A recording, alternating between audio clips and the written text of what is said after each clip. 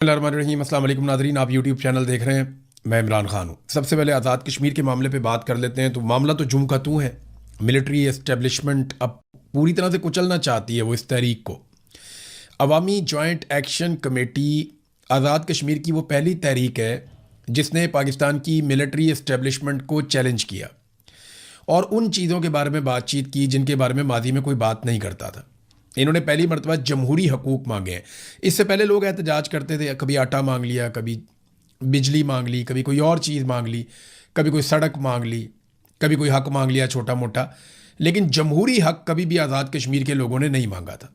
ये पहली मरतबा आज़ाद कश्मीर के लोगों ने अपना जमहूरी और आइनी हक मांगा कि हुकूमत हम बनाएंगे और हम फैसला करेंगे कि यहाँ पे कौन इक़्तिदार में होगा और कौन नहीं होगा। अब ये फैसला तो पाकिस्तान की मिलिट्री एस्टेब्लिशमेंट करती थी, यानी 12 सीटें उन्होंने बाहर रखी हुई थी, कुछ सीटें उन्होंने अंदर रखी हुई थी और कुछ जगहों से वो अपने बंदे ले आते थे, कहीं से वो बाहर से बंदे ले आते थे और मिला जुला के जब दिल करता था अपनी एक सरकार बना लेते थे। तो आज़ाद कश्मीर में एक कंट्रोल्ड माहौल चल रहा था। वो कंट्रोल छीनने का खौफ पहली मरतबा तब पैदा हुआ जब जॉइंट अवामी एक्शन कमेटी ने अपने मुतालबात में कुछ इजाफा कर दिया और उन्होंने बजाय इसके कि वो छोटी मोटी चीज़ें मांगते, उन्होंने डायरेक्टली जमहूरियत मांग ली। अब जमहूरियत अगर दे दी जाए तो फिर कंट्रोल कहाँ से रहेगा? तो वो कंट्रोल की लड़ाई है। और अब जो बज़ाहिर दिखाई देता है, मैंने आपको पहले ये खबर भी दी है कि जो लोग मुज़ाकरात करवाने की कोशिश कर रहे हैं वो ये कहते हैं कि जॉइंट अवामी एक्शन कमेटी में तो लचक है, लेकिन दूसरी जानिब से एस्टेब्लिशमेंट कोई लचक नहीं दिखा रही। मिलिट्री एस्टेब्लिशमेंट पुराना खेल खेल रही है। वो ये साबित करना चाहते हैं कि गद्दारों और शरपसंदों को कुचलना होगा और फिर वो पूरी ताकत से जॉइंट अवामी एक्शन कमेटी को कुचलने का इरादा भी रखते हैं। 4 लोगों को कत्ल कर दिया जाएगा, इसके बारे में भी खबरें दी जा रही हैं। सिक्योरिटी एहलकार आज़ाद कश्मीर में बड़ी लंबी ड्यूटी करते चले आ रहे हैं। बीबीसी ने खबर दी कि जो सिक्योरिटी फोर्सेस हैं वो खाने पीने की अशिया को दाखिल नहीं होने दे रही आज़ाद कश्मीर में और ना ही वो आज़ाद कश्मीर के अंदर अद्वियात को जाने दे रहे हैं। यानी ये एक हिकमत अमली है जिससे लोग परेशान हो जाएं, जी खाने पीने की चीज़ें नहीं हैं, हालात बहुत ख़राब हो गए हैं, तो लोग एक्शन कमेटी से अपने आप को अलग करते चले जाएं। अब लगभग 15 दिन हो गए हैं इस एहतजाज को, 15 दिन से भी ज़्यादा हो गए हैं। यानी आप समझ लें 3 हफ्ते होने वाले हैं इस एहतजाज को और लगातार ये एहतजाज चल रहा है। लोग थक नहीं रहे, लोग लगातार एहतजाज कर रहे हैं। ना सिर्फ एहतजाज कर रहे हैं बल्कि उनकी तादाद में बाद औक़ात बहुत इजाफा हो जाता है। जब भी मार कुटाई होती है तो तादाद बढ़ जाती है। अब रास्ते कैसे खुलेंगे? जॉइंट अवामी एक्शन कमेटी लचक दिखा रही है मुज़ाकरात करने के लिए। कुछ लोग बीच में पड़े भी हैं। मैं उम्मीद करता हूं कि जो लोग बीच में आए हैं वो मुज़ाकरात करके कोई रास्ता निकाल देंगे और ये मामला इस तरीके से भी हल हो जाए कि लोगों को उनका कुछ जमहूरी हक भी मिल जाए और उसके अलावा आज़ाद कश्मीर के लोगों को जो उनके जायज़ मुतालबात हैं वो तस्लीम कर लिए जाएँ। तो ये सबके लिए विन विन सिचुएशन होगी।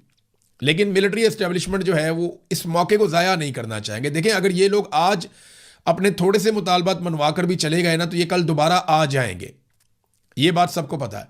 और ये जब दोबारा आएंगे ये अपना एक नया मुतालबा मनवाएंगे, क्योंकि अवामी ताकत है ना। अवाम को जब पता चल जाए कि वो ताकतवर हैं और वो अपनी बात मनवा सकते हैं तो फिर उनके मुतालबात बढ़ते चले जाते हैं। मिसाल के तौर पर उनका जो मेन मुतालबा है वो तो ये है ना कि यहाँ पे जो हुकूमत बनेगी वो हम बनाएंगे और जो हुकूमत फैसले करेगी वो हमारी मर्जी के मुताबिक करेगी। इसी को जमहूरियत कहते हैं। लेकिन जमहूरियत कभी भी आमरीयत को सूट नहीं करती। कभी भी मिलिट्री जनरल्स जो हैं उनको जमहूरियत सूट नहीं करती। तो ये अब पंगा पड़ गया। बीबीसी ने जो खबरें दी थी उनकी तरदीद की गई हुकूमत की जानिब से कि जनाब बीबीसी ने गलत रिपोर्टिंग की है, ऐसा कुछ नहीं है, खाना भी जा रहा है, दवाइयाँ भी जा रही हैं आज़ाद कश्मीर में। लेकिन दूसरी जानिब जो वीडियोज़ और तस्वीर हैं वो भी अब सामने आ रही हैं। बहुत सारे लोग जो है वो ट्रकों की उन्होंने बाकायदा वीडियोस जारी कर दी कि जनाब ये ट्रक आज़ाद कश्मीर की तरफ आ रहे थे, ये ड्राइवर्स हैं, आप इनसे पूछ लें ये क्या बता रहे हैं। तो ड्राइवर्स कहते हैं जनाब हम गंदम लेकर जा रहे थे, हमें यहाँ पे रोक दिया गया, हमें आगे नहीं जाने दे रहे। तो बीबीसी की भी इस तरह की खबरें रिपोर्ट हुई हैं और हुकूमत जो है वो तरदीद बेशक जितनी मर्जी करती रहे, लेकिन हुकूमत के कुछ सोर्सेज और कुछ मिलिट्री के जो टाउट्स हैं वो अब बताना शुरू हो गए हैं कि इनको कुचला जाएगा और उनको शरपसंद का नाम अब दे दिया गया है। जैसा कि आपको याद होगा कि पहले नाम दिया गया था बुलवाइयों का और शरपसंदों का बंगालियों को, फिर मुल्क टूट गया, फिर बलूचिस्तान के जो लोग हैं उनको शरपसंद और दहशतगर्द कहा गया, फिर कबायली इलाकों में लोगों को दहशतगर्द और शरपसंद कहा गया, फिर पंजाब के अंदर भी यही किया गया, अब कश्मीर के अंदर वही किया जा रहा है, मुहाजिरों के साथ ये किया गया। तो जगह जगह पे पहले जो है वो शरपसंद करार देते हैं, पहले बुरा नाम देते हैं, उसके बाद गोली मार देते हैं।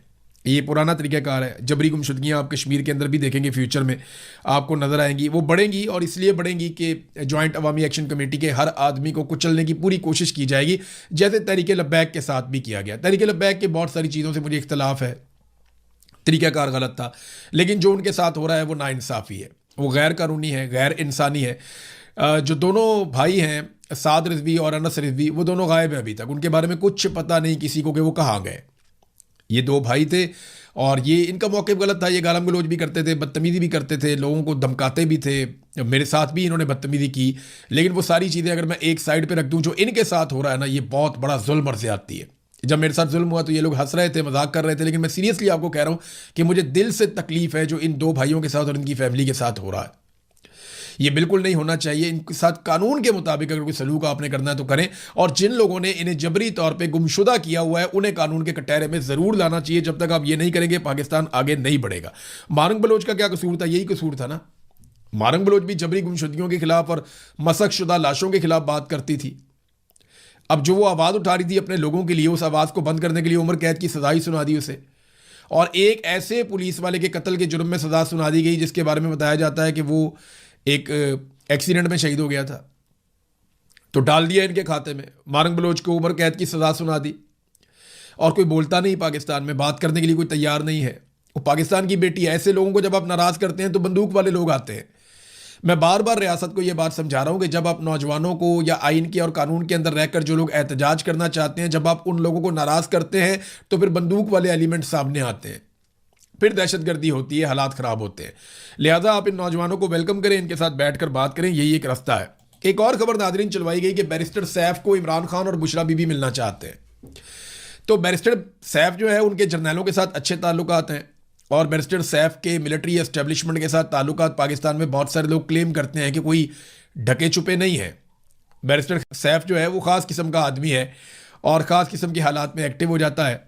तो अब ये खबर चलवाई गई कि जनाब इमरान खान ने और बुशरा बीबी ने बैरिस्टर सैफ को बुलवाया। अब हो सकता है खबर ठीक हो, लेकिन ऐसा लगता नहीं है। इतनी मार खाने के बाद अब वो बैरिस्टर साहब को बुलाएंगे। बहरहाल बैरिस्टर साहब जाएगा तो पता चलेगा कि उसको बुलाकर वो क्या कहना चाहते हैं। बैरिस्टर साहब बाहर आकर कभी भी वो बात नहीं करेगा जो बात पाकिस्तान की मिलिट्री एस्टेब्लिशमेंट को पसंद ना हो। गोल मोल बात करेगा, लेकिन वो मिलिट्री एस्टेब्लिशमेंट की नापसंद बात कोई भी बाहर आकर बैरिस्टर साहब मुझे नहीं लगता कि करेगा। थोड़ा बहुत वो करेगा, हल्का हल्का सा, हल्की आंच के ऊपर वो मामला उठाएगा, ताकि ये महसूस हो कि जैसे वो एक न्यूट्रल आदमी है और मिलिट्री एस्टेब्लिशमेंट के कंट्रोल में नहीं है, और वो फ़ौज के मफाद के ख़िलाफ़ भी बात कर सकता है। हो सकता है एक दो जुमले, चार जुमले वो बोल भी दे, लेकिन ओवरऑल जो है वो ऐसा कुछ भी नहीं करेगा। बहरहाल देखते हैं बैरिस्टर साहब जाता है, इमरान खान मिलते हैं या नहीं मिलते, क्या होता है। एक और जो खबर आई हुई थी, रज़ी ताहिर साहब ने खबर दी थी कि जनरल कियानी ने, जो साबिक आर्मी चीफ़ है, एक दफ़ा उसने एक्सटेंशन भी ली थी। 6 साल वो आर्मी चीफ़ के तौर पे हुक्मरानी करके गया है, जनरल मुशर्रफ के बाद आया था। तो कहा जा रहा है कि जनरल कियानी साहब ने इमरान खान साहब से जेल के अंदर मुलाकात की है। ये खबर दी थी रज़ी ताहिर साहब ने, और बड़े वसूख के साथ दी थी। बहुत सारे लोगों ने तरदीद की, लेकिन उन्होंने कहा नहीं, मेरी खबर ठीक है। फिर रज़ी ताहिर साहब को उठा लिया गया। मैंने बड़ा एनालिसिस किया कि इनको किस खबर पे उठाया गया, तो मुझे कोई ऐसी बड़ी चीज़ मिली नहीं जिसमें रज़ी ताहिर साहब जैसे सहाफ़ी को उठाया जाए। तो मुझे ऐसा लगता है कि शायद उन्हें इसलिए उठाया गया कि हमें ये बताओ तुम्हें ये खबर कहाँ से मिली, या तुम्हें किसने बताया कि जनरल कियानी की इमरान खान से मुलाकात हुई। अब साबिर शाकिर साहब जो हैं, उन्होंने भी इसके बारे में एक खबर दी है। वो भी ये कहते हैं कि जनरल कियानी की इमरान खान साहब से मुलाकात हुई और ये खबर दुरुस्त है। ये साबिर शाकिर साहब भी कह रहे हैं, रज़ी ताहिर साहब भी कह रहे हैं, 2-4 और जर्नलिस्ट हैं पाकिस्तान में, वो भी ये कह रहे हैं, और ये लोग अपनी खबर के ऊपर कायम है। बल्कि साबिर शाकिर साहब ने एक और बात की कि जनरल बाजवा को भी मुतहर्रिक किया गया, लेकिन मामला वहीं पे फंस जाता है। इमरान खान साहब कहते हैं मेरा मैंडेट वापस करो, इन चोरों डाकुओं को लाके मेरे मैंडेट के ऊपर क्यों बिठाया।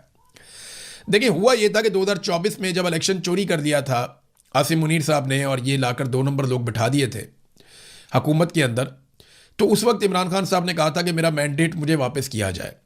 तो इस पर इमरान खान साहब को ये पैगाम दिया गया था कि आप 2 से 3 साल खामोश रहें और उसके बाद इलेक्शन हो जाएंगे, चीज़ें नॉर्मलाइज हो जाएंगी, हम इधर सिस्टम को चलाने दें। अब 2 साल से ऊपर तो गुजर गए हैं, लगभग 2.5 साल गुजर गए जब इमरान खान साहब को कहा गया था कि 2 से 3 साल दें। 2.5 साल गुजर गए, पीछे 6 महीने रह गए हैं। अगर 6 महीने बाद भी इमरान खान को इलेक्शन दिया जाए तो इमरान खान साहब के लिए ये कोई घाटे का सौदा नहीं है। तो जनरल बाजवा के बारे में कहा जा रहा है कि वो भी एक्टिवेट हुए हैं। वैसे माजी में जनरल बाजवा ने बाहर काफ़ी मुलाकातें की हैं। अभी साबिर शाकिर साहब कह रहे हैं कि वो अभी भी ट्रैवल करते हैं। जो उनकी सेहत के बारे में खबरें हैं वो दुरुस्त नहीं हैं, और उन्होंने ये क्लेम किया कि जनरल बाजवा और जनरल कियानी, अशफाक परवेज़ कियानी, ये दोनों कहा जाता है कि दोनों मुतहर्रिक हैं और कोशिश कर रहे हैं कि किसी तरह इमरान खान साहब को मना के कोई रास्ता निकाल लें। कुछ ओवरसीज पाकिस्तानी भी ये कोशिश करते रहते हैं, कुछ पाकिस्तान के अंदर लोग हैं वो भी जोर लगाते रहते हैं, लेकिन इमरान खान साहब का ना मौक़िफ़ बड़ा उसूली और कानूनी है। वो ये कहते हैं जी आपने गैर कानूनी केसेस बनाए हुए, ये तो ख़त्म करें आप। दूसरा वो ये कहते हैं मेरा मैंडेट मुझे वापस करें, अगर मैंडेट वापस नहीं करना तो मुझे इलेक्शन की डेट आप दें और हमें पूरा मौका दें जाके हम अपना इलेक्शन लड़ें और इलेक्शन के अंदर जाकर मुकाबला करें। मुझे नहीं लगता कि आसिम मुनीर साहब ये होने देंगे, ये उनसे करवाना पड़ेगा। अब चाहे अंदर से लोग करवाएं चाहे बाहर से लोग करवाएं, ये आसिम मुनीर साहब से करवाना पड़ेगा, क्योंकि वो बहुत कंफर्टेबल हैं शहबाज शरीफ के साथ, आसिफ जरदारी के साथ, बिलावल के साथ, नवाज शरीफ के साथ, मरियम के साथ। वो बहुत कंफर्टेबल हैं। छोटी मोटी अपोजिशन है वो भी आपस में ये मिलजुल के कर लेते हैं।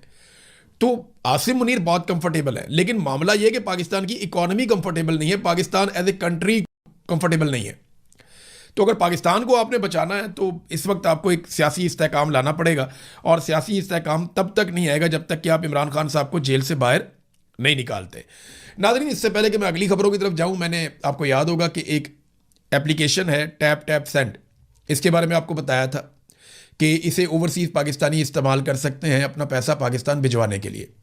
तो आप इस एप्लीकेशन को इस्तेमाल करें और टैप टैप सेंड के ज़रिए से अपने पैसे आप पाकिस्तान भिजवाएं। आपके पैसे ज़रा जल्दी चले जाएंगे, आपकी जो कटौती है वो कम होगी। दूसरा, आपको जो है वो एक रिलायबल सोर्स है जिससे आपका पैसा पाकिस्तान चला जाएगा। और एक और चीज़ ये है कि अगर आप IRK का प्रोमो कोड इस्तेमाल करेंगे तो आपको एक बोनस भी मिल जाएगा अगर आप ये पैसा पहली मरतबा भेज रहे हैं तो मैं एक मरतबा फिर सिर्फ आपको याद दिला रहा था कि टैप टैप सेंड एप्लीकेशन है, इसके ज़रिए से पैसा आप पाकिस्तान भिजवा सकते हैं। अब नाजरीन आ जाएँ अगली खबर की तरफ। अगली खबर जो है वो, एक तो मैं आपको दिखाऊँ अयाज सादिक साहब का कारनामा। देखें, ये इस वक्त स्पीकर हैं कौमी असम्बली के, पहले भी रहे हैं, लेकिन जब ये अपोजिशन में आए थे तो ये फ़ौज को बुरा भला कह देते थे। इन्होंने आकर ये भी कह दिया कि आर्मी चीफ की टांगें कांप रही हैं, डरा हुआ बहुत परेशान है, और वो कहता है जनाब हमें वापस भिजवाने दें आप अभिनंदन को, वरना इंडिया हमारे ऊपर अटैक कर देगा।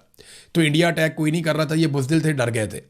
ये बात जो है वो उस वक्त आर्मी चीफ के बारे में कही थी मोहतरम अयाज सादिक साहब ने। अब वो अयाज सादिक साहब, क्योंकि उन्हें हुकूमत में बैठा दिया गया है, फॉर्म 47 दे दिया, वो अब बैठ के कहते हैं जी मैं किसी को फ़ौज के खिलाफ बात ही नहीं करने दूंगा, मैं किसी को एक लफ्ज़ नहीं बोलने दूंगा। देखिए, मिलिट्री जर्नैल की गलत पॉलिसियों पे तनकीद करना सबका हक होता है। अगर कोई आदमी अपने हलफ की खिलाफ वर्जी कर रहा है तो उसके खिलाफ खड़े होना पूरे कौम का हक है, और कौम ये हक इस्तेमाल कर सकती है, उन्हें बात करनी चाहिए। आज़ादी इज़हार राय इसी को कहते हैं। ऐसा नहीं हो सकता कि एक आदमी जो है वो मुल्क के ऊपर काबिज हो जाए और अपने फैसले मुसल्लत करे, ज़बरदस्ती मुसल्लत करे, कोई किसी की बात ही ना सुने वो आदमी, और फिर उस पर जब आप तनकीद करें तो वो एक इदारे के पीछे जाकर छुप जाए कि जनाब आपने तो इदारे पे हमला कर दिया। ऐसा नहीं है। एक आदमी की गलत पॉलिसियों पे तनकीद कभी भी इदारे पे तनकीद नहीं होती। ये बात अयाज सादिक साहब को पता भी है, लेकिन आप सारे जानते हैं कि इस वक्त मिलिट्री एस्टेब्लिशमेंट के कंट्रोल में हर चीज़। मिसाल के तौर पर एक और खबर आप देखें ना, ये 205 अरब रुपए मालियत का एक मंसूबा है। ये खारियां से पिंडी तक एक मोटरवे जानी है, खारियां से पिंडी तक जानी है, 205 अरब रुपए का एक बड़ा मंसूबा है, बहुत बड़ा मंसूबा है। तो ये बगैर किसी बोली लगाए, यानी बोली लगनी चाहिए थी ना कि फ़लानी कंपनी आ गई, फ़लानी कंपनी आ गई, फ़लानी कंपनी आ गई, ये 10-12 कंपनियाँ, इन्होंने इसके अंदर बोली के अंदर हिस्सा लिया। जो बेहतर काम करेगा, जो ज़्यादा कम पैसों में काम करेगा, ज़्यादा अच्छी क्वालिटी का काम करेगा, उसको हम ये काम दे देंगे। नहीं, मौजूदा सरकार ने बगैर बोली लगाए, फ़ौज का एक इदारा है जो फ़ौज के अंडर काम करता है, FWO यानी फ्रंटियर वर्क्स ऑर्गेनाइजेशन, उसको ये ठेका दे दिया डॉन अखबार के मुताबिक। यानी फैसला किया गया कोई बोली नहीं होगी, कोई कंपनी बीच में नहीं आएगी, कोई मुकाबला नहीं करेगा, बस FWO को हमने ये ठेका दे देना है। उठा के ठेका FWO को दे दिया। टैक्स इन्हें माफ़ हो जाते हैं, सहूलियात इन्हें हर तरह की मिल जाती हैं, ठेके इन्हें आराम से मिल जाते हैं, हर चीज़ इनकी फेवर में होती है, सिक्योरिटी ये अपनी खुद ही कर लेते हैं, कोई इनको बिल भेज नहीं सकता इनकी मर्ज़ी के ख़िलाफ़। तो कौन कारोबारी आदमी इनका मुकाबला करेगा? जो फ़ौज के ज़ेली इदारे हैं उनका कोई कर ही नहीं सकता, किसी का ये इख्तियार ही नहीं है, कोई नहीं कर सकता। तो पाकिस्तान के अंदर मुकाबले की फ़िज़ा ही ख़त्म कर दी गई है। यहाँ मुकाबला होना चाहिए था ना, अखबार में इश्तिहार आता, सारे लोग आते बैठते, मुख्तलिफ कंपनियाँ इसके अंदर अपनी बोलियाँ देती, पाकिस्तान के अंदर से, पाकिस्तान से बाहर से, फिर देखते कि कौन ये काम बेहतर कर सकता है, और फिर उसके नतीजे में एक शफाफ तरीके से ये टेंडर दिया जाता या ठेका दिया जाता। लेकिन ये खारियाँ पिंडी मोटरवे का जो ठेका है M13 का, ये बगैर बोली के FWO को देने का फ़ैसला किया गया, डॉन अखबार की खबर के मुताबिक। नादरीन, एक और ख़बर मेरे पास आई है, बल्कि पूरी दुनिया के अंदर ये खबर छपी है, और ये ज़रा खौफनाक चीज़ है। इसमें यह है कि ज़मीन पे 4 जगहों पे बहुत बड़े ज़लज़ले आए हैं एक ही दिन में। यानी नॉर्मली ऐसा नहीं होता, 1 या 2 ज़लज़ले आपके रिपोर्ट होते हैं जो बड़े ज़लज़ले, कभी ऐसा हो जाए, लेकिन यहाँ पे 4 ज़लज़ले एक ही दिन में आए हैं ज़मीन पर, और ये चारों बड़े ज़लज़ले थे।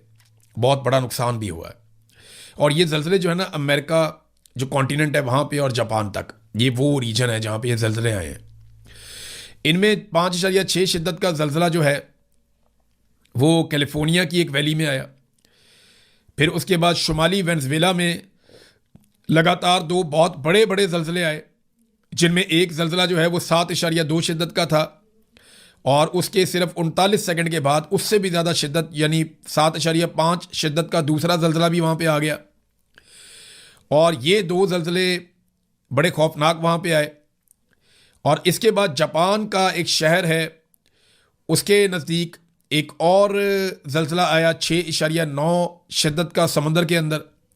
तो इतने मुख्तसर वक्त में दुनिया भर में इस कदर शदीद ज़लज़लों का आना एक इंतहाई नायाब और ये गैर मामूली बात है, ये आम बात नहीं है। वेनेज़ुएला में जो 2 शदीद तरीन ज़लज़ले आए हैं, उनके बाद डोनाल्ड ट्रंप ने कहा कि अमेरिका अपनी इमदाद के लिए अपनी टीमें रवाना करेगा, और हमारे लोग तैयार हैं और हमारी टीमें भी तैयार हैं, वो वेनेज़ुएला में जाएंगी और लोगों की मदद करेंगी।